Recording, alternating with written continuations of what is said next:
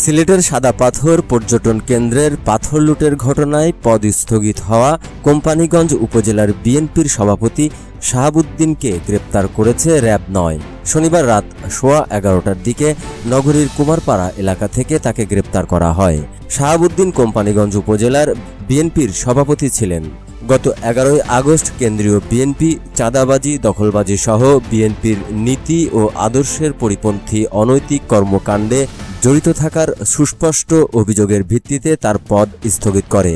গ্রেপ্তারের বিষয়টি নিশ্চিত করে র‍্যাব ৯-এর অতিরিক্ত police super KM Shahidul Islam সোহাগ গণমাধ্যমকে বলেন, শাহাবুদ্দিনের বিরুদ্ধে সিলেট মহানগরের কোতোয়ালি ও কোম্পানীগঞ্জ থানায় 7টি মামলা আছে। শনিবার দিবাগত রাত 2:30টার দিকে পাঠানো এক সংবাদ বিজ্ঞপ্তিতে র‍্যাব শাহাবুদ্দিনকে সাদা পাথর লুটপাটে অভিযুক্ত অন্যতম মূল হোতা হিসেবে উল্লেখ করেছে। ওই বিজ্ঞপ্তিতে বলা হয়েছে, গোপন সংবাদের ভিত্তিতে র‍্যাবের একটি দল শনিবার রাত 11:15টার দিকে নগরের কুমারপাড়া এলাকায় অভিযান পরিচালনা করে শাহাবুদ্দিনকে গ্রেপ্তার করে।